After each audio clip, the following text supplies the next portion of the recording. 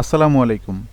কওমি মাদ্রাসা management সফটওয়্যারের video টিউটোরিয়ালের ধারাবাহিক পর্বে আপনাকে স্বাগতম। সম্প্রতি আমাদের নতুন আপডেট ভার্সন 11.1 রিলিজ হয়েছে।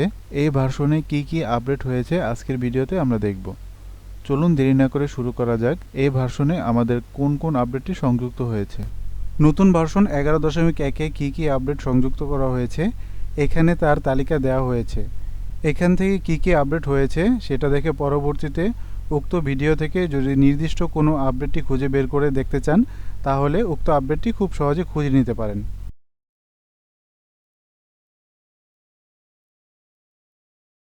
আগের ভার্সনে যদি আমরা কোনো একটা নির্দিষ্ট কাজ করতাম সফটওয়্যার থেকে, এরপর যদি আমাদের ড্যাশবোর্ডে ফিরে যেতে হতো বা কাজটি ব্যাক দেওয়ার প্রয়োজন হতো, তাহলে আমাদের সাধারণ তথ্যতে গিয়ে ড্যাশবোর্ডে ক্লিক করলে তবেই আমাদের ড্যাশবোর্ডে যেত। নতুন ভার্সনে এটা সংশোধন করা হয়েছে। এখন থেকে যদি আমরা সফটওয়্যারে কোনো কাজ করি এবং আমরা যদি চাই যে ড্যাশবোর্ডে ফিরে যাব, তাহলে আমাদের উপরে যেই লোগোটা থাকবে বা আইকনটা থাকবে ওই লোগোতে ডাবল ক্লিক করলে আমাদের মেইন ড্যাশবোর্ডে চলে আসবে। আমাদের সাধারণ তথ্যতে গিয়ে ড্যাশবোর্ডে ক্লিক করার কোনো প্রয়োজন নেই।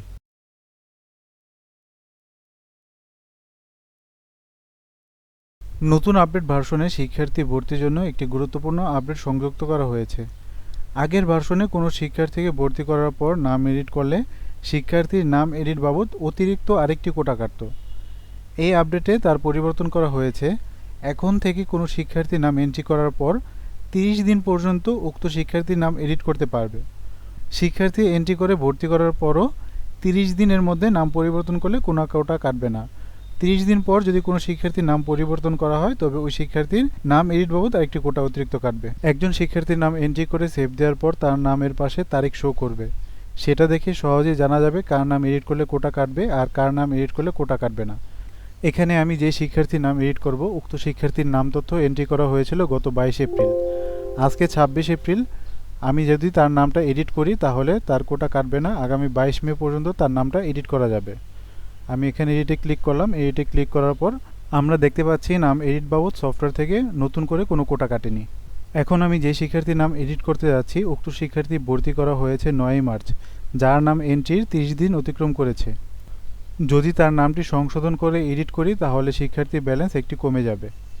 নাম সংশোধন করে এডিট করতে গেলে আমাকে মেসেজ দিবে শিক্ষার্থীর কোটা কেটে নাম এডিট করতে চান কিনা। এখানে আমরা দেখতে পাচ্ছি যে কোটা 1126টি রয়েছে। এখন যদি আমি এটা এডিটে ক্লিক করি তাহলে একটি কোটা কমে 1125টা হয়ে গিয়েছে। এই আপডেটের ফলে সকল সফটওয়্যার ব্যবহারকারী নিশ্চিন্তে নাম এন্ট্রি ও সংশোধন করতে পারবে।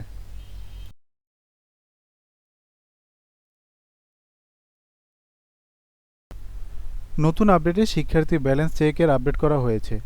অনেকেই শিক্ষার্থীর কোটা বা ব্যালেন্স নিয়ে মাঝে মাঝে প্রশ্ন করেন যে ক্রয়কৃত ব্যালেন্সের হিসাব গরমিল হয়। মূলত নাম এডিটের কারণে ব্যালেন্সের গরমিল হয়। উদাহরণস্বরূপ আমার এখানে 65 জন শিক্ষার্থী রয়েছে এবং আমার এখানে অবশিষ্ট বাকি রয়েছে 1122টি কোটা। আমরা নিয়েছিলাম 1200 কোটা।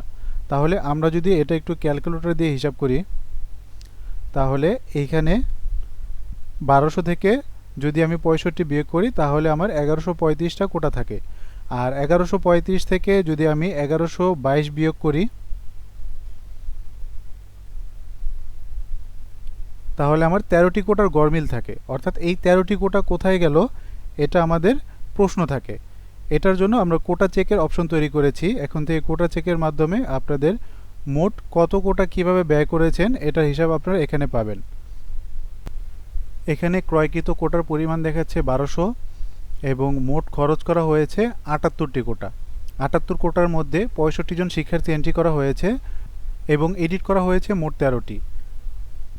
আমি যদি এডিটে ক্লিক করি তাহলে 13টি কোন কোন শিক্ষার্থীকে এডিট করা হয়েছে সেই সকল তালিকা আমার এখানে আসবে, যার মধ্যে শিক্ষার্থীর ইউজার কোড থাকবে, শিক্ষার্থীর নাম থাকবে, কয় তারিখে কয়টা বাজে এডিট করা হয়েছে এবং কোন ব্যবহারকারী এই এডিটটি করেছে। এই সকল প্রশ্নের উত্তর আপনি এই কোটা চেকের মাধ্যমে পেয়ে যাবেন ইনশাআল্লাহ।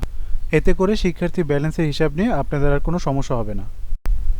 কোটা চেকের পাশাপাশি আপনারা রিনিউ হিস্টোরি অপশনও পাবেন। রিনিউ হিস্টোরিতে আপনি সফটওয়্যার নেওয়ার পর থেকে কতবার রিনিউ করেছেন সেই তথ্যগুলো এখান থেকে খুব সহজে পাবেন।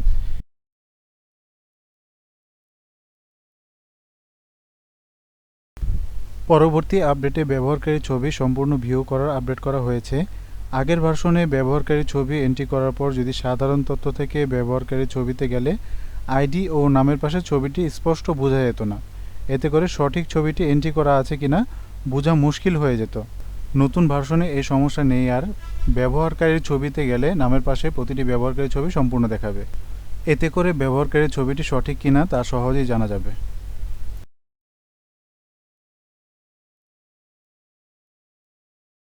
নতুন আপডেটে যখন আমরা একজন শিক্ষার্থীর নাম তথ্য নতুন ব্যবহারকারী থেকে এন্ট্রি করি, নাম এন্ট্রি করার পর আমরা যদি উক্ত শিক্ষার্থীর ভর্তি ফর্মটি চাই যে আমাদের নির্দিষ্ট প্রেসে ছাপানো কাগজের দেওয়ার জন্য, তাহলে আমরা খুব সহজে শিক্ষার্থী নামের উপরে মাউসের রাইট বাটন ক্লিক করে অ্যাডমিশন ফর্ম থেকে সাদা কালো বা প্রেসে ছাপানো আমার সুবিধা মতো যে কোনো কাগজে আমরা প্রিন্ট করতে পারবো।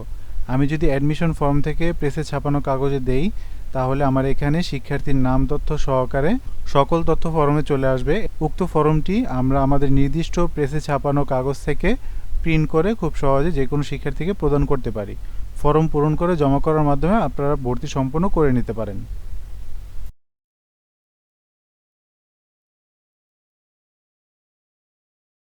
ভার্সন 11.1-এ নতুন আরেকটি উল্লেখযোগ্য আপডেট করা হয়েছে।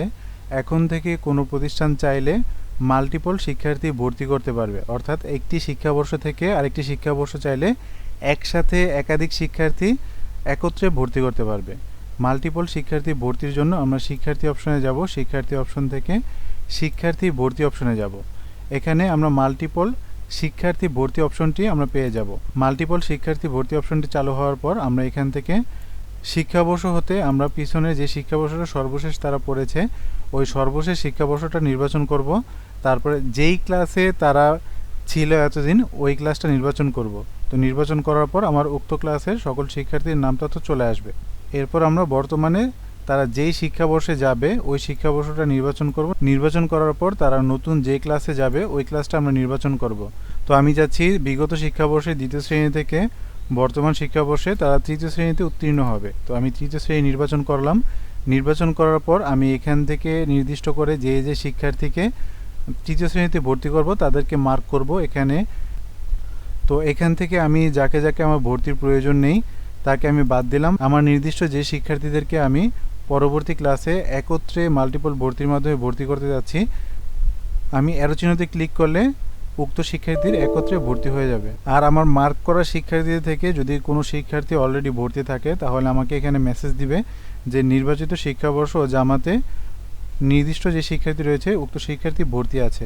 তো এটা আমি ওকে দিলে তারা একত্রে একসাথে তৃতীয় শ্রেণীতে ভর্তি হয়ে যাবে। তো এইভাবে আমরা মাল্টিপল শিক্ষার্থী ভর্তির মাধ্যমে সকল শিক্ষার্থী বা আমার নির্ধারিত সমস্ত শিক্ষার্থীকে এক ক্লিকে আমরা ভর্তি করে দিতে পারি। এতে করে সফটওয়্যারে ভর্তি যেমন সহজ হবে তেমনি সকলের সময় অনেক সাশ্রয়ী হবে।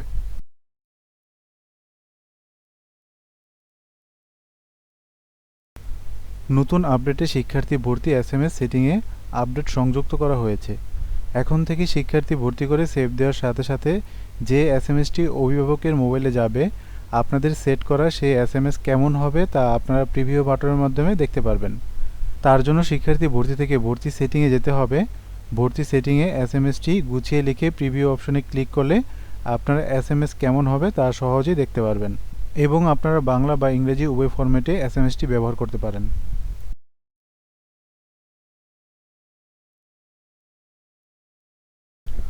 নতুন আপডেটে শিক্ষার্থী ভর্তির আবাসন অবস্থা আবাসিক অনাবাসিক ডে কেয়ারের পাশাপাশি নাইট কেয়ার সংযুক্ত করা হয়েছে। যে সকল প্রতিষ্ঠানে নাইট কেয়ার হিসাবে শিক্ষার্থী ভর্তি করতে চান বা যে সকল শিক্ষার্থীরা নাইট কেয়ার শিক্ষার্থীদের থাকে তাদেরকে আপনারা নাইট কেয়ার হিসাবে বিবেচনা করে ভর্তি করতে পারেন। আবাসন অবস্থা ভিত্তিক যে কোনো রিপোর্টে আবাসিক অনাবাসিক ডে কেয়ারের পাশাপাশি আপনি আলাদাভাবে নাইট কেয়ার কোন কোন শিক্ষার্থী রয়েছে এবং উক্ত শিক্ষার্থীর জন্য ফিও আলাদা সেট করতে পারেন এবং আলাদাভাবে ফি গ্রহণ করতে পারবেন।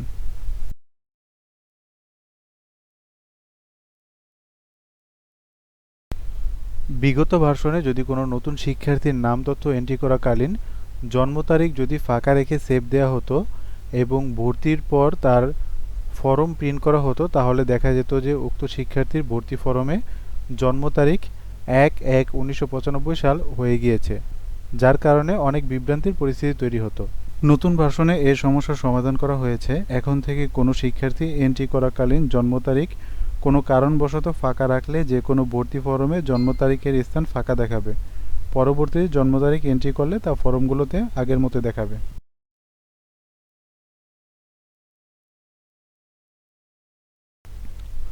নতুন ভার্সনে ঠিকানা ভিত্তিক আপডেট সংযুক্ত করা হয়েছে। আগের ভার্সনে কোনো ব্যবহারকারী তথ্য থেকে ঠিকানা এন্ট্রির ক্ষেত্রে যদি শুধু বিভাগ ও জেলা নির্বাচন করে থানা নির্বাচন না করে সেভ দিলে সেভ নিয়ে নিত, কিন্তু রিপোর্টে ঠিকানা ফাঁকা থাকতো। নতুন ভার্সনে বিভাগ ও জেলা নির্বাচন করে থানা নির্বাচন না করলে সেভ নিবে না।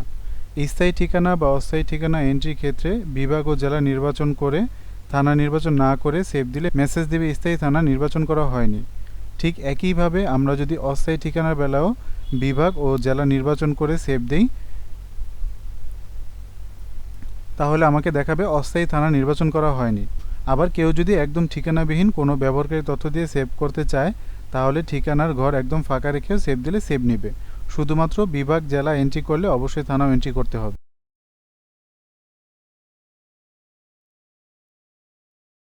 নতুন ভার্সনে শিক্ষার্থী থেকে আরবি নাম এন্ট্রিতে আপডেট করা হয়েছে। আগের ভার্সনগুলোতে শিক্ষার্থীর নাম, পিতার নাম ও মাতার নাম আরবিতে এন্ট্রি করা গেলেও ঠিকানা আরবিতে এন্ট্রি করা যেত না। এতে করে আরবি বিভিন্ন রিপোর্টের নাম তথ্য আরবিতে দেখালেও ঠিকানা আরবিতে আসতো না। নতুন ভার্সনে শিক্ষার্থী সার্চ করে যদি নাম তথ্য দেওয়ার পাশাপাশি ঠিকানা আরবিতে দিয়ে সেভ বা আপডেট দেই, তাহলে সহজেই উক্ত শিক্ষার্থীর নাম তথ্য সহ আরবি ঠিকানাও এন্ট্রি হয়ে যাবে।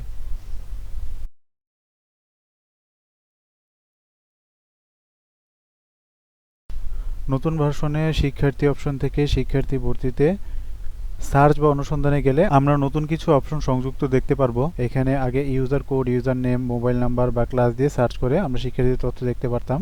তার সাথে আরও কিছু অপশন যুক্ত করা হয়েছে, সেশন ও ক্লাস, সেশন ও ক্লাস গ্রুপ। অর্থাৎ আমরা যদি কোনো শিক্ষাবর্ষের ক্লাস ভিত্তিক সিরিয়ালে সার্চ করতে চাই, অথবা আমরা যদি সেশন ও ক্লাস গ্রুপ অনুযায়ী কোনো শিক্ষার্থীকে দেখতে চাই, তাহলে আমরা দেখতে পারবো। আমরা যদি সেশন ও ক্লাস নির্বাচন করি, তাহলে আমার শিক্ষাবর্ষ নির্বাচন করার পর আমার ক্লাসের নামগুলো এখানে চলে আসবে। আমি যেই ক্লাসটা নির্বাচন করব ওই ক্লাসের শিক্ষার্থী তথ্যগুলো আমরা এখান থেকে দেখতে পারবো। অথবা আমরা যদি সেশন ও ক্লাস গ্রুপ নির্বাচন করি, নির্বাচন করার পর আমি যদি শিক্ষাবর্ষ নির্বাচন করি, তাহলে আমার উক্ত ক্লাস গ্রুপ অনুযায়ী আমার সার্চিং সিস্টেম আসবে। আমরা যেই সাব গ্রুপের শিক্ষার্থী দেখতে যাচ্ছি ওই সাব গ্রুপ নির্বাচন করলে আমার সাব ক্লাস অনুযায়ী শিক্ষার্থী তালিকা চলে আসবে। সার্চ বা অনুসন্ধানে আরেকটি আপডেট সংযুক্ত করা হয়েছে। এখন যদি আমরা কোনো ক্লাস ভিত্তিক সিরিয়াল বা ক্লাস গ্রুপ ভিত্তিক সিরিয়াল করতে চাই, ক্লাস ভিত্তিক সিরিয়ালের মাধ্যমে আমরা শিক্ষাবর্ষের যে কোনো শিক্ষার্থীদেরকে তাদের রোল নাম্বারগুলো নির্দিষ্ট একটা সিরিয়ালে তৈরি করতে পারি।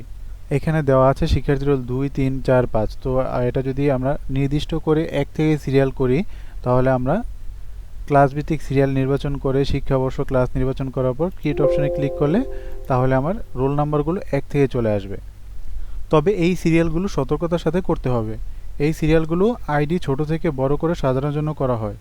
উক্ত কাজটি করার আগে অবশ্যই হেল্পলাইনের পরামর্শ নিয়ে কাজটি করবেন, নয়তো আইডি সিরিয়াল পরিবর্তন হয়ে গেলে আগের সিরিয়াল ফেরত পাবেন না। আবার যদি আমরা ক্লাস গ্রুপ ভিত্তিক সিরিয়াল করতে চাই আইডি নাম্বার অনুসারে, যে তার আইডি নাম্বার অনুসারে তার সিরিয়াল নাম্বারটা হবে, তাহলে আমরা শিক্ষাবর্ষ নির্বাচন করব। শিক্ষাবর্ষ নির্বাচন করে আমরা সাবজামারটি নির্বাচন করব।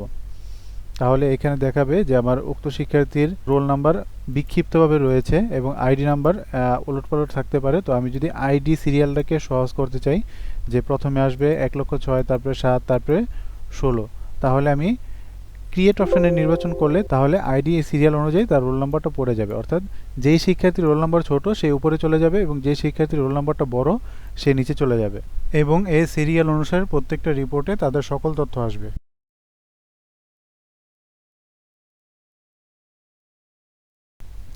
আগের ভার্সনে পরীক্ষার কাজ করার জন্য যদি গড়ভিত্তিক থেকে পয়েন্ট ভিত্তিক বা পয়েন্ট ভিত্তিক থেকে গড়ভিত্তিক করতে গেলে সেটিংস থেকে পরীক্ষার কন্ডিশন পরিবর্তন করার পর সফটওয়্যার লগ আউট করে আবার লগ ইন করতে হতো। এই ভার্সনে তা আপডেট করা হয়েছে। এখন থেকে গড়ভিত্তিক থেকে পয়েন্ট ভিত্তিক বা পয়েন্ট ভিত্তিক থেকে গড়ভিত্তিক কন্ডিশন পরিবর্তন করার পর যদি পরীক্ষার অপশনে নতুন করে ক্লিক করি, তাহলে কন্ডিশন পরিবর্তন হয়ে যাবে, লগ আউট করে লগ ইন করা লাগবে না। এখানে আমরা পরীক্ষা অপশন থেকে দেখতে পাচ্ছি গড়ভিত্তিক কন্ডিশন রয়েছে। এখন যদি আমরা সেটিংস থেকে এটা পরিবর্তন করে পয়েন্ট ভিত্তিকে রাখি, পয়েন্ট ভিত্তিকে রাখার পর আমরা পরীক্ষা অপশনটিকে শুধু 2বার ক্লিক করলে আমার এখানে কন্ডিশনটা পরিবর্তন হয়, পয়েন্ট ভিত্তিক কন্ডিশন হয়ে যাবে। আবার যদি আমি সেটিংস অপশনে যাই, এখন আমি যদি গড়ভিত্তিক নির্বাচন করি, গড়ভিত্তিক নির্বাচন করার পর আবার পরীক্ষা আমি যদি 2বার ক্লিক করি, তাহলে এখানে আমার গড়ভিত্তিক কন্ডিশন চালু হয়ে যাবে। এভাবে আপনি গড়ভিত্তিক থেকে পয়েন্ট ভিত্তিক এবং পয়েন্ট ভিত্তিক থেকে গড়ভিত্তিক কন্ডিশনে কনভার্ট করে নিতে পারেন।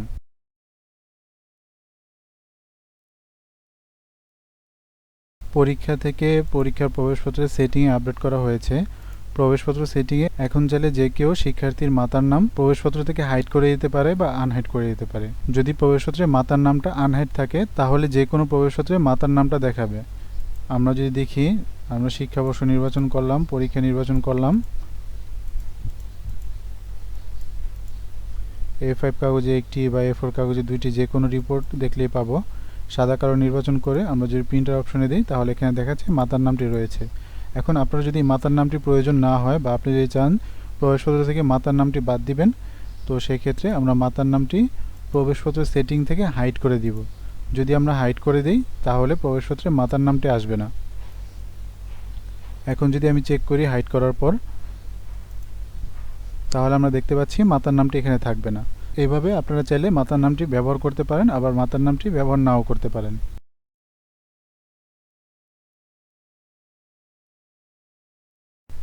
আগের ভার্সনে A4 কাগজে 4টি প্রবেশপত্র প্রিন্ট করতে গেলে উক্ত প্রবেশপত্রে শিক্ষার্থীর ছবি শো করতো না, যা এই ভার্সনে সংশোধন করা হয়েছে। এখন থেকে আপনি চাইলে A4 কাগজে 4টি বাংলা প্রবেশপত্রে শিক্ষার্থীর ছবি দেখাতে পারবেন। তো আমি যদি A4 কাগজে 4টি বাংলা প্রিন্ট করি, প্রিন্ট করলে এখানে দেখতে পারবো যে প্রত্যেকটাতে শিক্ষার্থীর নির্দিষ্ট ছবি চলে আসবে। শুধু বাংলা প্রবেশপত্র না, বাংলা প্রবেশপত্রের পাশাপাশি A4 কাগজে রঙিন প্রবেশপত্র এবং প্রেসে ছাপানো কাগজ থেকে প্রিন্ট করলেও উক্ত প্রবেশপত্রগুলোতে শিক্ষার্থীর ছবি দেখাবে।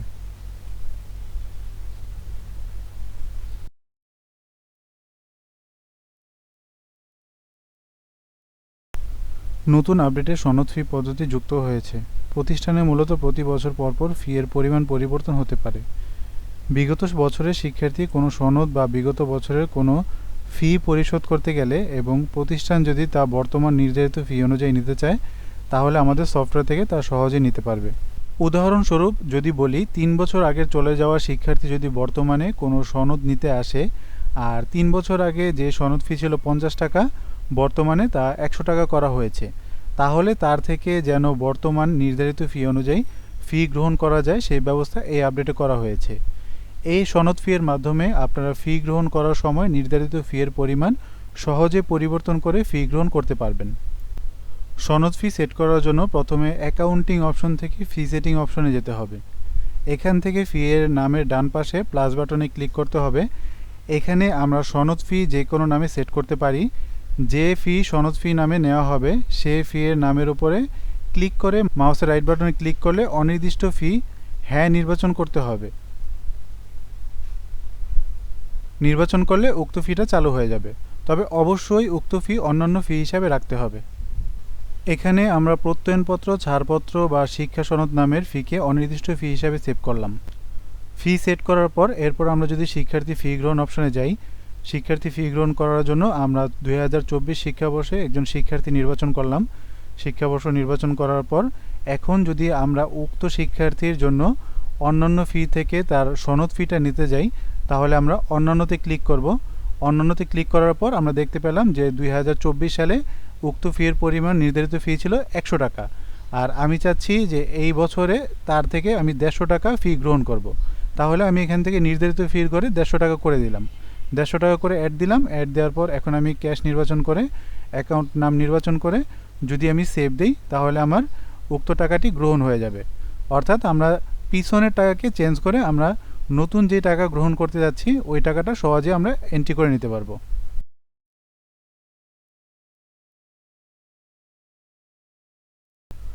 নতুন আপডেটে অ্যাকাউন্টিং অপশন থেকে শিক্ষার্থী ফি গ্রহণে একাধিক আপডেট সংযুক্ত করা হয়েছে। এখানে অন্যতম একটি আপডেট হচ্ছে সাব ক্লাস বাংলা। এখন থেকে যদি কোনো শিক্ষার্থী ফি গ্রহণ করার জন্য তাকে সার্চ করা হয় তাহলে তার ক্লাসের নামের পাশাপাশি তার সাব জামাতের নামটাও এখানে শো করবে। এতে করে বোঝা যাবে সে ওই ক্লাসের কোন সাব জামাতের শিক্ষার্থী।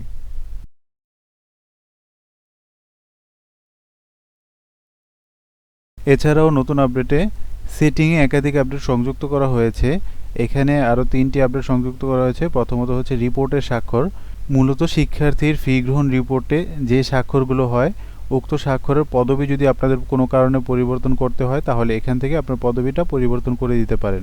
যদি আমি এখানে মুহতামিমের পরিবর্তে অন্য কারো স্বাক্ষর দিতে চাই তাহলে আমার উক্ত স্বাক্ষরটা আমার উক্ত রিপোর্টে দেখাবে। এছাড়াও এখানে রসিদের ধরনের সাদা কালো রঙিন পেজে ছাপানো কাগজের পাশাপাশি পোস্ট প্রিন্টের ব্যবস্থা করা হয়েছে। আপনার কম্পিউটার থেকে বড় প্রিন্টারের মাধ্যমে প্রিন্ট করার সাথে সাথে আপনার মোবাইল থেকে বা কম্পিউটার থেকে পোস্ট প্রিন্টারের মাধ্যমে আপনারা প্রিন্ট করতে পারবেন। এছাড়া রসিদ ভিউ এখন দুইভাবে করতে পারবেন, সেভের সাথে সাথে রসিদ এবং সেভের পরে রসিদ। আমি যদি সেভের সাথে সাথে রসিদ দেই এবং আমি যদি ফি গ্রহণ করি, ফি গ্রহণ করে সেভ দেওয়ার সাথে সাথে তার রসিদটি উপরে চলে আসবে, উক্ত রসিদটি আমরা সহজে প্রিন্ট করতে পারবো। আর আমি যদি চাই যে না আমি সেভ দেওয়ার সাথে সাথে রসিদ আসবে না, আমি যদি প্রিন্টার সিম্বলে ক্লিক করি তাহলে আসবে, তাহলে আমি সেভের পরে রসিদ দিব। তো প্রথমে আমি সেভের সাথে সাথে রসিদ দেওয়ার পর আমি একটা রসিদ গ্রহণ করি।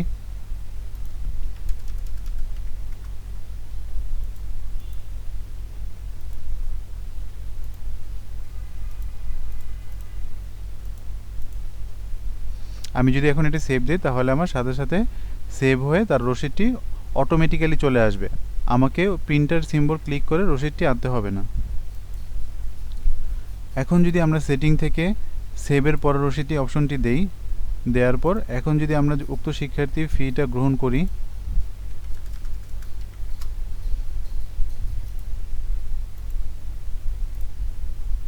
অ্যাড দেওয়ার পর আমি সেভ দিলাম, তাহলে আমার সেভ হলো ঠিকই কিন্তু আমার রসিদটি অটোমেটিক চলে আসলো না। তো এইভাবে সেটিংয়ের মাধ্যমে আপনারা উক্ত ফাংশনগুলো খুব সহজেই ব্যবহার করতে পারেন।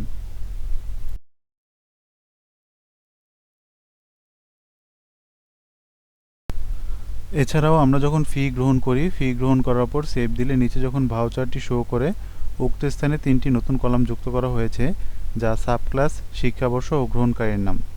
সাবজামাতের মাধ্যমে উক্ত শিক্ষার্থীর উক্ত জামাতের কোন সাবজামাতে তা দেখা যাবে। এছাড়াও শিক্ষাবর্ষ যুক্ত করা হয়েছে, যেহেতু একজন শিক্ষার্থীর আইডি নাম্বারটা একই থাকে আর তার শিক্ষাবর্ষটা প্রতি বছরে পরিবর্তন হয়, এই কলামের কারণে গ্রহণকৃত ভাউচারগুলো কোনটি কোন শিক্ষাবর্ষের তা ভাউচার দেখলে খুব সহজেই বোঝা যাবে। এছাড়াও নতুন আপডেটে প্রতিটি ভাউচারের পাশে গ্রহণকারী নামে একটি কলাম তৈরি করা হয়েছে। সফটওয়্যার ব্যবহারকারী ভাউচার দেখলে বুঝতে পারবে কোন ভাউচারটি কোন ব্যবহারকারী গ্রহণ করছে, এর জন্য আলাদা করে কোনো রিপোর্ট দেখা লাগবে না।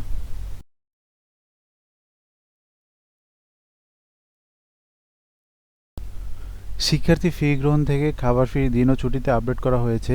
আগের ভার্সনে দিন ও ছুটির হিসাব শুধুমাত্র দিন হিসাব করে নেওয়া যেত, এখন তা দিনের পাশাপাশি বেলা হিসাব করেও গ্রহণ করা যাবে। উদাহরণস্বরূপ যদি কোনো নির্দিষ্ট শিক্ষার্থীর দিন ও ছুটির কাজ দেখি, তাহলে যে শিক্ষার্থীর দিন ও ছুটির কাজ করব তাকে নির্বাচন করে শিক্ষার্থীর খাবার ফির দিন ও ছুটিতে যেতে হবে। এখান থেকে শিক্ষাবর্ষ নির্বাচন করব, শিক্ষাবর্ষ নির্বাচন করে সে যেই ক্লাসে পড়ে ওই ক্লাসটা নির্বাচন করে তার একক যেহেতু আমি কাজ করব তো একক আইডি নাম্বারটা দিয়ে ইন্টার দিব। ইন্টার দেওয়ার পর আমি যেই মাসের তার দিন ও ছুটির হিসাব করব, এখানে আগে শুধুমাত্র দিনের সংখ্যা দেওয়া লাগতো, এখন দিনের পাশে আপনি দশমিক সংখ্যা দিয়ে আপনি বেলা হিসাবটা বোঝাতে পারেন। এখানে আমি 8.3 দিয়ে 8 দিন আর এক বেলা বুঝালাম। তো এটা দেওয়ার পর আমি সেভ দিলাম, সেভ দেওয়ার পর এখন যদি আমি মাসিকে ক্লিক করি তাহলে আমার 8 দিন ও এক বেলার পরিমাণ যে টাকাটা আসে ওই টাকাটা কর্তন হয়ে আমার নির্দিষ্ট ফির পরিমাণটা চলে এসেছে। এভাবে দিনের পাশাপাশি বেলা হিসাব করেও আমরা যে কোনো শিক্ষার্থীর ফি নির্ধারণ করে ফিটা গ্রহণ করতে পারি।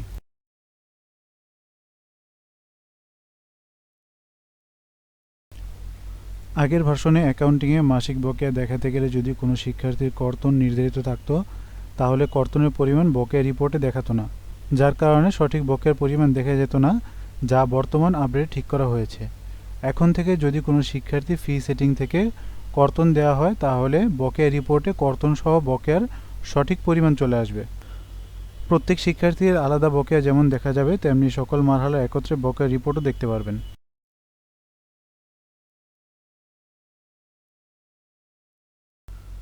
নতুন ভার্সনে শিক্ষার্থী ফি গ্রহণ রিপোর্টে একাধিক আপডেট যুক্ত করা হয়েছে। এই ভার্সনে 3 নং রিপোর্টে রসিদ হতে রসিদ ফি গ্রহণ তালিকায় সকল সেশন একত্রে রিপোর্ট দেখা যাবে, যেখানে রসিদ নাম্বার ভিত্তিক রিপোর্টের মাধ্যমে কত টাকা গ্রহণ করা হয়েছে তা দেখা যাবে। এছাড়া প্রত্যেকটা আলাদা আলাদা শিক্ষাবর্ষ নির্বাচন করেও উক্ত শিক্ষাবর্ষে রসিদ নাম্বার হতে রসিদ নাম্বার ভিত্তিক রিপোর্ট দেখা যাবে। তো এইখানে প্রত্যেকটা উভয় নির্বাচন করার পর আমরা যদি রেঞ্জ দেই যে কত নম্বর ভাউচার হতে কত নম্বর ভাউচার পর্যন্ত আমরা দেখতে যাচ্ছি, তাহলে আমার সকল শিক্ষাবর্ষের তালিকা একত্রে চলে আসবে। এছাড়াও যদি আমরা নির্দিষ্ট কোনো শিক্ষাবর্ষের রিপোর্ট এককভাবে দেখতে চাই, আমি যেই শিক্ষাবর্ষে দেখব শুধু আমাকে নির্দিষ্ট করে ওই শিক্ষাবর্ষে ততটা দেখাবে।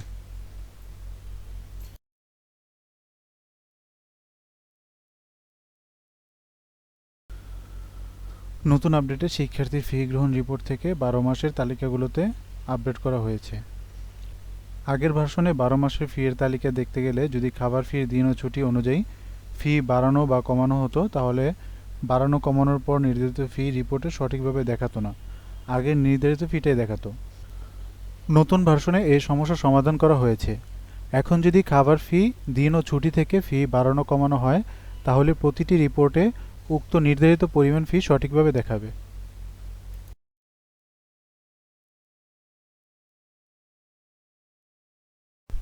নতুন আপডেট ভার্সনে অ্যাকাউন্টিং থেকে ফি গ্রহণ রিপোর্টে আপডেট করা হয়েছে 6 নং ফি গ্রহণ ইউজার ভিত্তিক আলাদা রিপোর্টে আপডেট হয়েছে।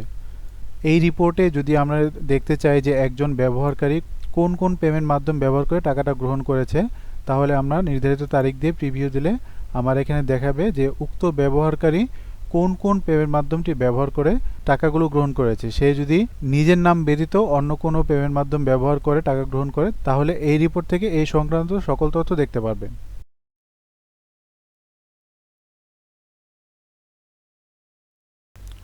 নতুন ভার্সনে শিক্ষার্থীর বেতন শিটের আপডেট করা হয়েছে। ফি গ্রহণ রিপোর্টের 28 নং রিপোর্টে উক্ত সুবিধাটি পাওয়া যাবে। এই রিপোর্টের মাধ্যমে শিক্ষার্থীর বেতন শিট প্রিন্ট করে অভিভাবকদের দেওয়া যাবে। তারা যখন বেতন দিতে আসবে, উক্ত কার্ড নিয়ে আসলে সফটওয়্যার এন্ট্রির পাশাপাশি তাদের কাছে সুনির্দিষ্টভাবে হিসাবটি থাকবে।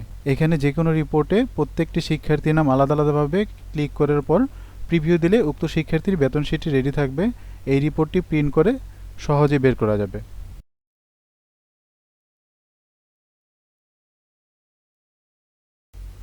এছাড়াও নতুন আপডেটে শিক্ষার্থী ফি গ্রহণ রিপোর্ট থেকে 29 নম্বর রিপোর্টে ভাউচার হতে ভাউচার ক্লাস ভিত্তিক নতুন একটি রিপোর্ট সংযুক্ত করা হয়েছে।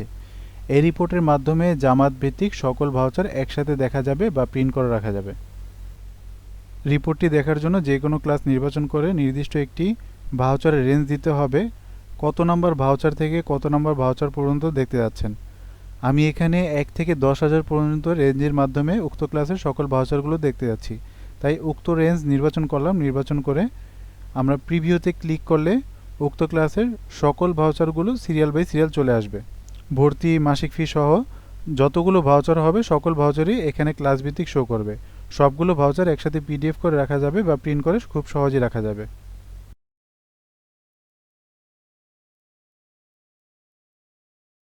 নতুন ভার্সনে জমা খরচ থেকে একাধিক আপডেট করা হয়েছে। আগের ভার্সনে ফান্ড নির্বাচন করে জমা বা খরচ নির্বাচন করলে এখানে একাধিক লেজার দেখাতো। লেজারের সংখ্যা যদি বেশি হতো তাহলে আমাদের খুঁজে খুঁজে বের করতে হতো, সার্চ করার কোনো পদ্ধতি ছিল না। বর্তমান ভার্সনে সার্চ করা যাবে। যে কোনো লেজার সার্চ করার জন্য সার্চ বক্সে লেজারের আইডি নাম্বার অথবা লেজারের নাম লিখলে উক্ত লেজারটি খুব সহজে চলে আসবে। এতে স্বল্প সময়ে যে কোনো লেজার খুঁজে পাওয়া সম্ভব হবে।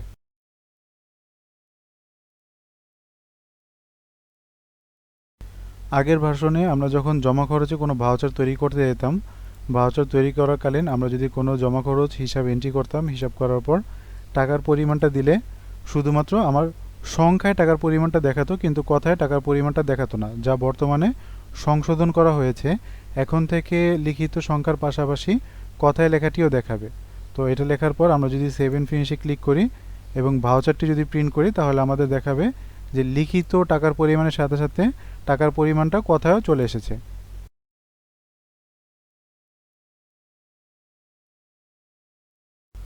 নতুন আপডেটে জমা খরচ থেকে জমা খরচ রিপোর্টে আপডেট করা হয়েছে।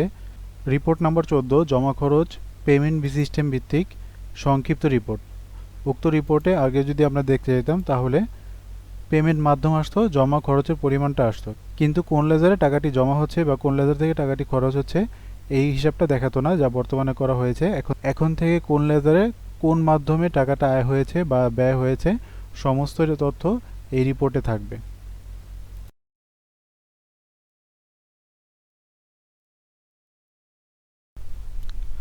এছাড়াও নতুন আপডেটে অ্যাকাউন্টিং থেকে জমা খরচ রিপোর্টে নতুন একটি রিপোর্ট সংযুক্ত করা হয়েছে। 20 নং রিপোর্ট সকল ইউজার ভিত্তিক পেমেন্ট তালিকা। উক্ত রিপোর্ট আমরা তারিখ ভিত্তিক দেখতে পারি বা ভাউচার ভিত্তিক দেখতে পারি। তো আমি তারিখ ভিত্তিক নির্বাচন করলাম। তারিখ ভিত্তিক নির্বাচন করার পর আমি যত তারিখ থেকে যত তারিখ পর্যন্ত রিপোর্টটি দেখতে যাচ্ছি ওই তারিখটা দিলাম। তারিখ দেওয়ার পর প্রিভিউ দিলে আমার এখানে রিপোর্টটা শো করবে। মূলত রিপোর্টটির মাধ্যমে একজন লগ ইন ইউজার বা সফটওয়্যার ব্যবহারকারী সে কোন কোন পেমেন্ট মাধ্যম ব্যবহার করে জমা খরচগুলো এন্ট্রি করছে তা এখান থেকে দেখা যাবে। যদি একজন লগ ইন ইউজার অন্য কোনো পেমেন্ট মাধ্যম ব্যবহার করে তার টাকাটা এন্ট্রি করে তাহলে এখান থেকে পাওয়া যাবে, বা তার মাধ্যমে কত টাকা লেনদেন হয়েছে ওই ধরনের সকল হিসাব এখানে পাওয়া যাবে। এখান থেকে একজন লগ ইন ইউজার যদি আরেকজন ব্যবহারকারীর নাম ব্যবহার করে তার টাকাটা এন্ট্রি করে থাকে তাহলে এখান থেকে খুব সহজে ধরা যাবে।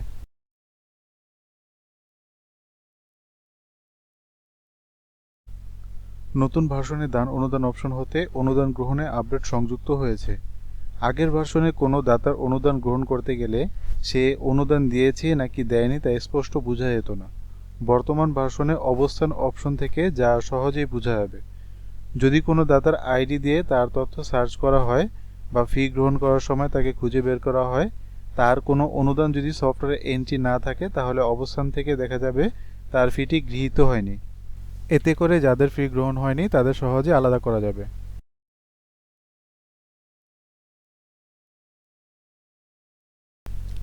নতুন আপডেট ভার্সনে দান অনুদান অপশনে দাতার রিপোর্ট হতে নতুন একাধিক রিপোর্ট সংযুক্ত করা হয়েছে। রিপোর্ট অপশনে 11, 12, 13, 14 মোট 4টি নতুন রিপোর্ট সংযুক্ত হয়েছে। এর মধ্যে 11 নং রিপোর্টে সদস্যের ধরন একত্রে ইউজার পেমেন্ট তালিকা। আমরা যদি নির্দিষ্ট তারিখ দিয়ে প্রিভিউ দেই তাহলে আমার উক্ত রিপোর্টে দেখাবে যে একজন লগ ইন ইউজার বা সফটওয়্যার ইউজার কোন কোন পেমেন্ট মাধ্যম ব্যবহার করে টাকাগুলো গ্রহণ করেছেন। যেমন এখানে দেখা যাচ্ছে একজন লগ ইন ইউজার যার নাম মোহাম্মদ মাহফুজ, উনি সফটওয়্যারটি লগ ইন করে পেমেন্ট মাধ্যম মুহতামিম ব্যবহার করে মোট 41,121 টাকা গ্রহণ করেছেন। এরপরে 12 নং রিপোর্টে ইউজার ভিত্তিক পেমেন্ট তালিকা দেওয়া আছে। এখানে প্রত্যেকটা নির্দিষ্ট ইউজার আলাদা আলাদা নির্বাচন করে দেখা যাবে যে উক্ত ইউজার কোন মাধ্যমে কত তারিখে কোন সদস্যের মাধ্যম বাবদ টাকা গ্রহণ করেছেন। এরপরে 13 নং রিপোর্টে কখনো ফি গ্রহণ করা হয়নি তাদের তালিকা যদি আমরা দেখি তাহলে আমরা এখানে দেখতে পারবো যে দাতা সদস্যের আমরা তথ্য এন্ট্রি করেছি কিন্তু ওই দাতা সদস্যের কোনো ফি গ্রহণ করা হয়নি তাদের তালিকা আমরা এই রিপোর্টের মাধ্যমে পাবো। এতে করে কারা কারা ফি দেয়নি তা আমরা খুব সহজে রিপোর্টগুলো পেয়ে তাদের থেকে যথাসময়ে ফিগুলো আদায় করে নিতে পারবো। সর্বশেষ 14 নং রিপোর্টে সকল সদস্য ধরন একত্রে ফি গ্রহণ তালিকা রিপোর্ট যুক্ত করা হয়েছে। এই রিপোর্টের মাধ্যমে নির্দিষ্ট তারিখে কোন কোন অনুদান খাত হতে কত টাকা আদায় হয়েছে তার সংক্ষিপ্ত তথ্য সহকারে রিপোর্ট দেখা যাবে।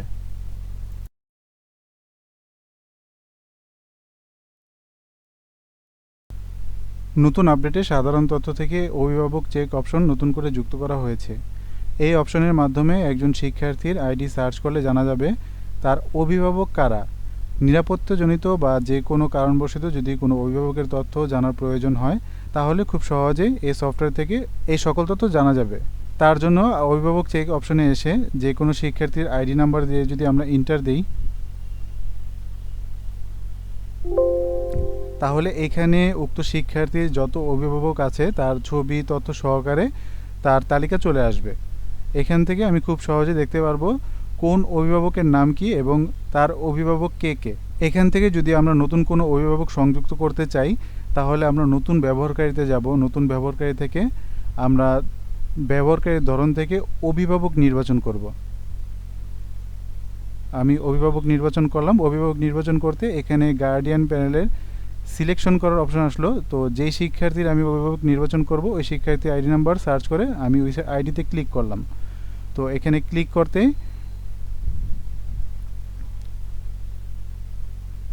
প্রথমে তার নাম তথ্য দিলাম,